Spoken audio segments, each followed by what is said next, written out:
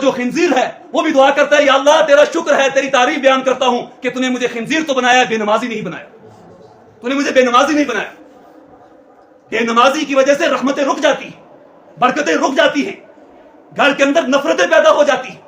اس موقع پر خداوند قدوس نے اپنے محبوب کو جو تحائف دیے واپسی پر، جب مہمان رخصت ہوتا ہے میزبان اس کے ہاتھ میں کچھ نہ کچھ دے دیتا ہے کہ میرے گھر سے جا رہا ہے۔ جب اللہ کے نبی علیہ الصلوۃ والسلام سدرۃ المنتہا سے واپس آ رہے تھے، اللہ تعالیٰ نے بھی آپ کو تحفے دیے ہیں، آپ کو کچھ تحائف دیے ہیں اس امت کے لیے۔ اس امت کے لیے سب سے پہلا جو تحفہ دیا تھا وہ 50 نمازیں تھیں، 50 نمازیں، اور جو دوسرا تحفہ تھا وہ سورہ بقرہ کا آخری رکوع تھا، اور تیسرا تحفہ کہ آپ کی امت کا جو بندہ اللہ کے ساتھ شرک نہیں کرے گا میں اس کی مغفرت کروں گا۔ اب جب آپ چھٹے آسمان پر پہنچے، حضرت موسیٰ سے ملاقات ہوئی۔ حضرت موسیٰ نے فرمایا، حضرت موسیٰ کو اللہ کے نبی علیہ الصلوۃ والسلام سے ملاقات کر کے خوشی بھی ہوئی تھی اور ملاقات کر کے ناگواری بھی ہوئی تھی۔ خوشی اس اعتبار سے ہوئی تھی کہ اب آخری پیغمبر ہیں، اللہ نے آپ کا دیدار کرا دیا، اور ناگواری اس اعتبار سے ہوئی تھی کہ آپ کی امت یعنی محمد رسول اللہ کی امت اگر کم نیکیاں بھی کریں گی، ان کم نیکیوں پر بھی اللہ اس کو اتنا ثواب دے گا، باقی امتوں کو اتنا ثواب نہیں ملتا۔ اب حضرت موسیٰ نے فرمایا اللہ نے کیا آپ کو تحفے کے طور پر دیا؟ محمد رسول اللہ نے فرمایا 50 وقت کی نمازیں۔ حضرت موسیٰ نے فرمایا 50 وقت کی نمازیں ادا کرنا بہت مشکل ہو جائے گا، آپ واپس جائیے، اللہ سے درخواست کیجئے، اللہ کچھ تخفیف کر دیں گے، کچھ کم کر دیں گے۔ محمد رسول اللہ دوبارہ تشریف لے گئے، یا اللہ میری امت 50 وقت کی نمازیں ادا نہیں کر سکتی، نہیں کر سکے گی، کچھ کم کر دیجئے۔ کچھ نمازیں کم ہوئی، دوسری مرتبہ پھر پہنچے چھٹے آسمان پر، حضرت موسیٰ نے فرمایا کہا ابھی بھی آپ کی امت نمازیں ادا نہیں کر سکی، پھر گئے نمازیں کم کروا کر آئے، پھر تیسری مرتبہ بھی گئے، اب چوتھی مرتبہ واپس آ رہے تھے۔ حضرت موسیٰ نے پوچھا کتنی نمازیں رہی؟ کہا 5۔ کہا 5 بھی ادا نہیں کر سکتی، جاؤ اللہ سے درخواست کرو۔ اس وقت محمد رسول اللہ صلی اللہ علیہ وسلم نے فرمایا اب مجھے حیا آ رہی ہے، اب میں اللہ کے پاس نہیں جا سکتا۔ اب اللہ نے فرمایا اگر تمہاری امت 5 وقت کی نمازیں ادا کرے گی میں اس کو 50 وقت کی نمازوں کا ثواب دوں گا۔ نمازیں 5 پڑھے گی لیکن ثواب 50 کا۔ اب ہم ذرا سوچیں، ذرا تصور کریں اللہ کے نبی علیہ الصلوۃ والسلام کے اس معراج کے سفر کا پس منظر بھی، باتیں بہت اس میں اور کہنی آپ کے سامنے عرض کرنی تھی، وقت مختصر ہے۔ آئندہ جمعہ پر انشاءاللہ کچھ معراج کی نسبت سے اور باتیں بھی آئیں گی۔ عرض یہ کرنا ہے اللہ کے نبی علیہ الصلوۃ والسلام کو 50 نمازیں دی، تخفیف کرواتے ہوئے 5 رہی، 5 نمازیں امت ادا کرے گی، امت کا ایک ایک فرض پڑے گا جو بھی شریعت کا مکلف ہوا، چاہے مرد ہو چاہے عورت، لیکن 5 پڑھیں گے ثواب ملے گا 50 کا۔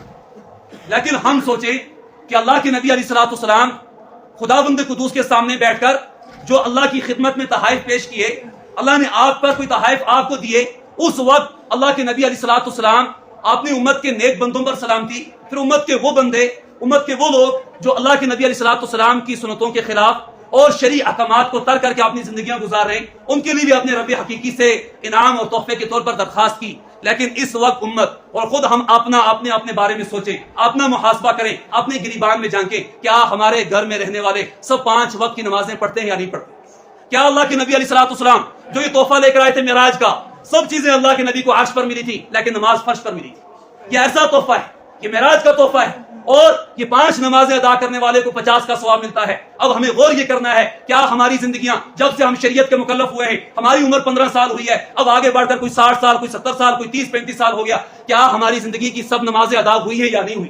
کیا ہماری زندگی کا ایک ایک لمحہ اللہ کے نبی علیہ الصلوۃ والسلام کے طریقے کے مطابق ہے یا خلاف ہے؟ سوچنا یہ ہے، تصور یہ کرنا ہے، غور کرنا ہے۔ اگر اللہ کے نبی علیہ الصلوۃ والسلام کے بتلائے ہوئے طریقے کے مطابق پھر اللہ کا شکر ادا کریں، اور اگر خلاف پھر استغفار کریں، توبہ کریں کہ اللہ جو زندگی باقی رہ گئی ہے وہ صراط مستقیم پر گزارنے کی توفیق دے، اور جو نمازیں چھوٹ چکی ہیں جان بوجھ کر بھی ان کی قضا کر لیں، ابھی وقت ہے۔ لیکن جب وقت چلا جائے گا پھر اللہ کے حضور خود سوچیں کہ ہم جا کر کیا جواب دیں گے۔ جب ہم دنیا کے اندر 5 وقت کی نمازیں نہیں پڑھ سکتے پھر اللہ کے نبی علیہ الصلوۃ والسلام سے ہم کیسے سفارش کروائیں گے؟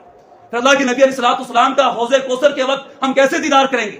جب اللہ کے نبی بھی کہہ دیں اگر میں ان کو نہیں جانتا یہ میری امتی نہیں ہے، ذرا تصور کرو کہ اس وقت ہماری حالت کیا ہوگی، اس وقت کہاں جائیں گے؟ اس لیے میرے بھائیوں، بزرگوں اور دوستوں، یہ معراج کے سفر سے متعلق چند باتیں میں نے عرض کی ہیں، ابھی بہت ساری باتیں اور ہیں جو انشاءاللہ آئندہ جمعہ پر آئے گی۔ سب سے یہی درخواست ہے کہ ہم اپنی زندگی کے مقاصد کو پہچانیں اور 5 وقت کی نمازیں مردوں کی مساجد کے اندر ہو۔ جیسے میں نبی بھی کہا کہ خنزیر بھی اللہ کی حمد بیان کرتے ہوئے کہا تھا یا اللہ تیرا شکر ہے تو نے مجھے سور خنزیر بنایا لیکن بے نمازی نہیں بنایا۔